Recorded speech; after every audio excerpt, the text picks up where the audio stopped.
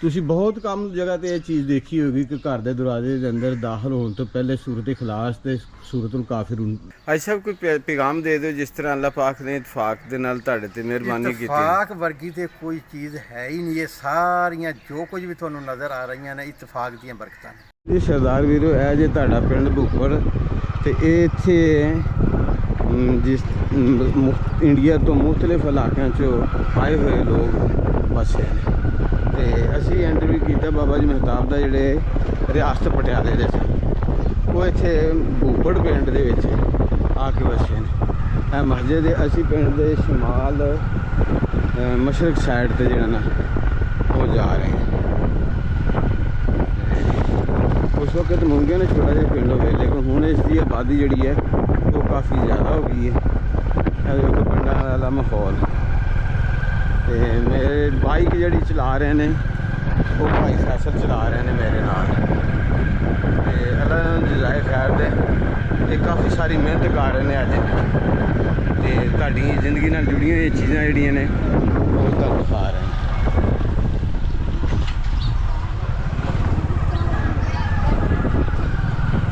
ਇਹ ਸਕੂਲ ਹੈ ਜੀ ਭੂਪਰ ਗਵਰਨਮੈਂਟ ਪ੍ਰਾਇਮਰੀ ਸਕੂਲ ਭੂਪਰ।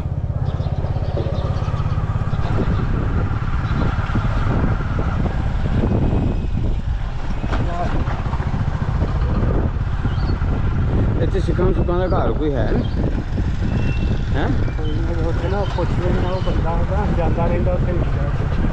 ਹਾਂ ਇੱਥੇ ਆ ਭੂਪਰ 'ਚ ਹੀ ਹੈ ਵੀ।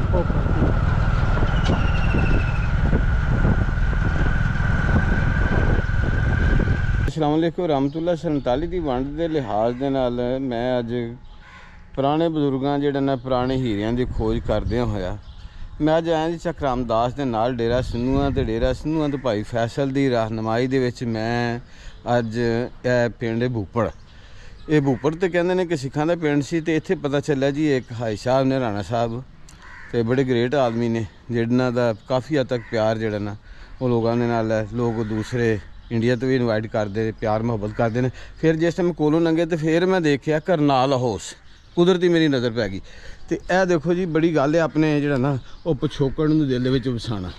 ਇਹ ਲਿਖਿਆ ਜੀ ਸਭ ਤੋਂ ਪਹਿਲੇ ਦੇਖੋ ਇਹਨਾਂ ਦੀ ਖੁਸ਼ਕਿਸਮਤੀ ਇਹਨਾਂ ਦੇ ਈਮਾਨ ਦਾ ਜਿਹੜਾ ਨਾ ਲੈਵਲ। ਤੁਸੀਂ ਬਹੁਤ ਕਮ ਜਗ੍ਹਾ ਤੇ ਇਹ ਚੀਜ਼ ਦੇਖੀ ਹੋਗੀ ਕਿ ਘਰ ਦੇ ਦਰਵਾਜ਼ੇ ਦੇ ਅੰਦਰ ਦਾਖਲ ਹੋਣ ਤੋਂ ਪਹਿਲੇ ਸੂਰਤ ਇਖਲਾਸ ਤੇ ਸੂਰਤੁਲ ਕਾਫਿਰੂਨ ਹੋਵੇ ਦਾਈ ਸਾਈਡ ਤੇ।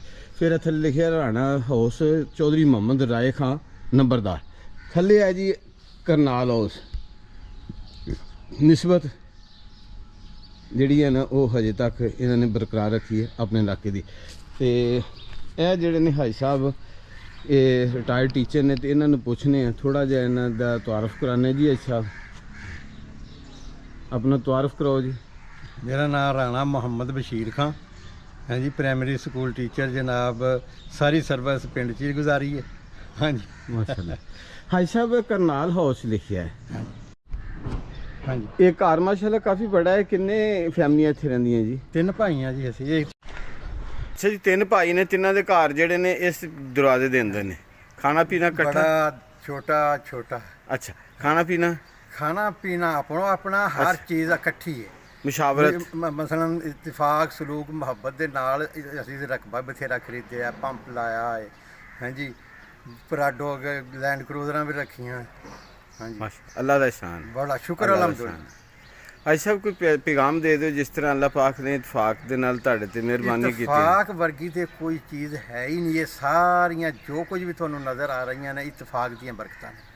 ਜੇ ਇਤਫਾਕ ਹੈ ਤੇ ਹਰ ਸ਼ੈ ਬਣੀ ਹੈ। ਜੇ ਇਤਫਾਕ ਨਾ ਹੁੰਦਾ ਤੇ ਇਹ ਸਾਰਾ ਕੁਝ ਨਹੀਂ ਸੀ ਬਣਦਾ। ਹਾਈ ਸਾਹਿਬ ਤੁਹਾਡੇ ਇਹ ਦੇਖੋ ਜੀ ਦੋਨਾਂ ਸਾਈਡਾਂ ਤੇ ਇੱਕ ਸਾਈਡ ਤੇ ਸੂਰਤ ਕੌਸਰ ਤੇ ਸੂਰਤੁਲ ਕਾਫਿਰੂਨ, ਦੂਸਰੇ ਮੇਨ ਸਾਈਡ ਤੇ ਸੂਰਤ ਫਲਕ ਤੇ ਸੂਰਤ ਨਾਸ। ਮੈਂ ਅਕਸਰ ਦੇਖਿਆ ਕਿ ਸ਼ਾਹਜ਼ੋ ਨਾਜ਼ਰ ਸਿਰਫ ਮਾਸ਼ਾਅੱਲਾ ਲਿਖਿਆ ਜਿਸ ਤਰ੍ਹਾਂ ਇਹ ਜਿਹੜਾ ਮੇਨ ਤੇ ਲਿਖਿਆ ਹੈ ਮਾਸ਼ਾਅੱਲਾ। ਸ਼ਾਹਜ਼ੋ ਨਾਜ਼ਰ ਕਿਸੇ ਦੇ ਘਰ ਤੇ ਲਿਖਿਆ ਹੋਵੇ ਹੈ ਜੀ।